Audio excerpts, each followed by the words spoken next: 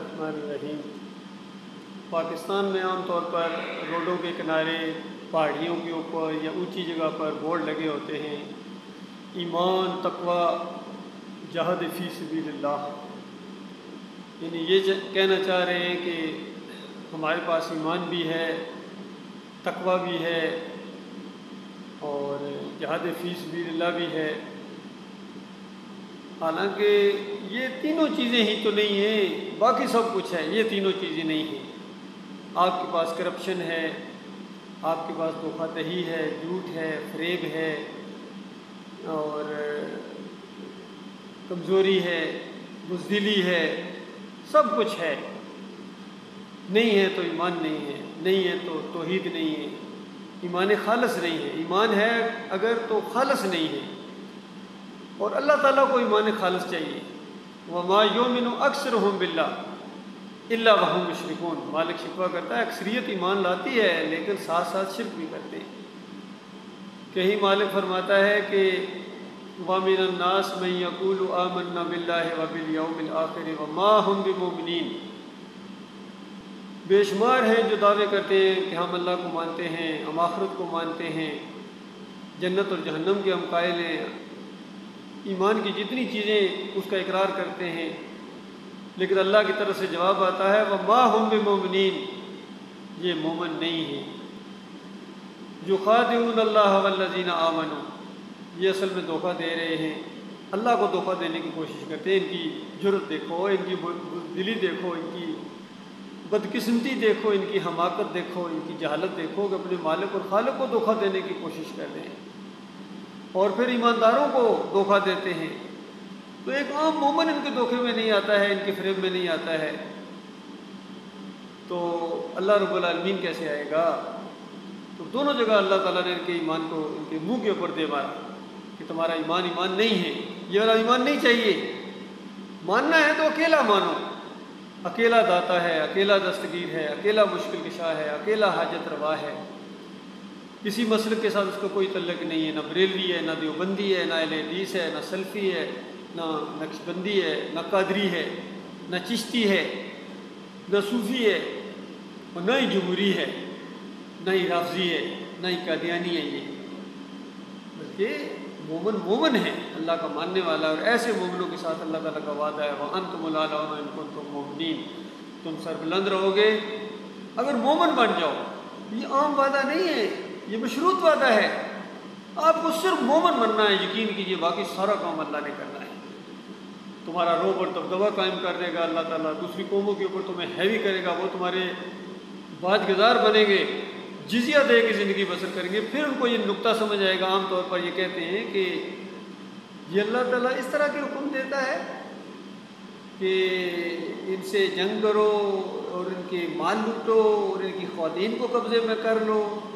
تو ابھی یہ باتیں ان کی سمجھ میں نہیں آتی ہیں، ان کو ہوش نہیں ہے کہ یہ زمین اللہ کی ہے، یہ زمین اللہ کی ہے۔ جب تم اللہ کے بندے نہیں بنو گے تو پھر دنیا میں تمہیں اللہ تعالیٰ ذلیل و خوار کرے گا، اور آگے جا کے بھی اسی طرح اعتراض کرنا یہ کیا بات ہوئی، ہم بھی اللہ کے بندے ہیں، ہم بھی آدم کے بچے ہیں، ہمیں جہنم میں کیوں پھینک دیا گیا ہے؟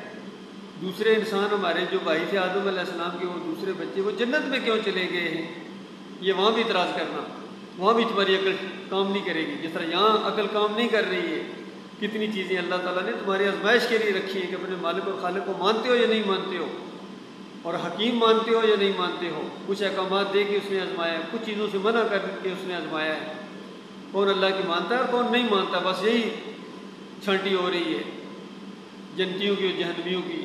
ایک گروہ نے جنت میں جانا ہے، ہمیشہ وہاں رہنا ہے، بادشاہوں کی طرح زندگی بسر کریں گے، عیش کریں گے، لگژری لائف بھی، یعنی یہ بہت چھوٹی چیز محسوس ہوگا، یہ لفظ بڑا چھوٹا محسوس ہوگا اس لائف کے بارے میں جو اللہ نے اپنے بندوں کو دینے کا وعدہ فرمایا ہے۔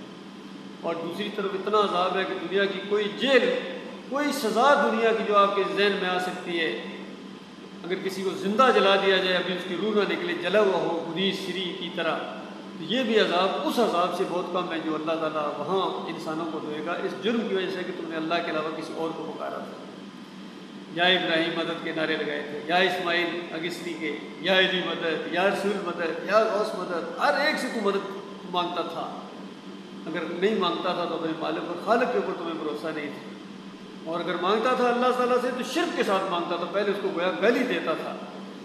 اللہ کے ساتھ کسی اور کو شریک ٹھہرانا یہ اللہ کو گالی ہے، کسی اور کی نظر و نیاز کرنا، کسی اور کا واسطہ اور وسیلہ دینا، بے حق فلاں، بے حرمت فلاں، فلاں کے صدقے یہ عنایت فرما۔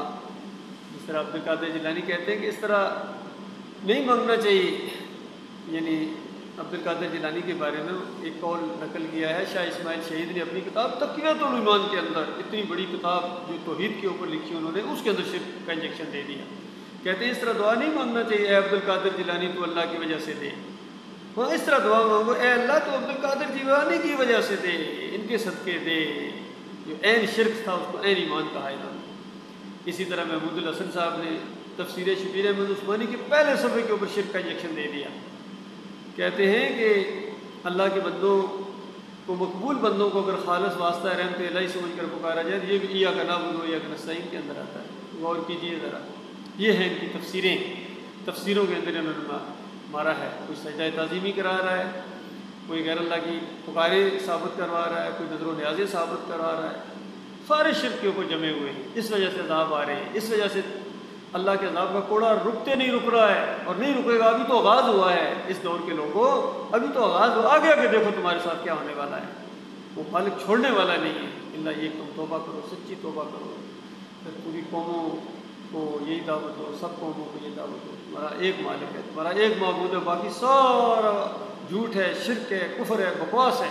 جس کے سامنے تم جھکتے ہو، چاہے مورتیوں کے سامنے، چاہے مندروں کے سامنے، چاہے مزاروں کے سامنے، چاہے گنبدوں کے سامنے، چاہے جمہوریت کے بت کے سامنے، چاہے پیروں کے سامنے یا بادشاہوں کے سامنے، ذرا سا بھی تم سر کو جھکاتے ہو، بس تمہاری سٹوری ختم ہو گئی، پھر تمہارا معاملہ ختم ہو گیا۔ تو جھکا جب غیر کے آگے، تن تیرا نہ من، ختم ہو گیا تیرا معاملہ، تیری انسانیت ختم ہو گئی۔ ایمان تو پہلے ہی چلا گیا، تمہاری انسانیت بھی ختم ہو گئی۔ تم اللہ کے علاوہ کسی اور کے سامنے اگر تم نے سجدہ کیا، رکوع کیا، یا تھوڑا سا اس طرح جھکا، بس اتنا جھک گیا کسی اور کے سامنے عقیدت کی وجہ سے، احترام کی وجہ سے، تکریم کی وجہ سے، تو یہ تمہارا وہ شرک ہوگا، یہ اللہ کے ساتھ وہ بے وفائی اور نمک رحمی اور غداری ہوگی کہ کبھی معاف نہ کیا جائے گا۔ اللہ تعالیٰ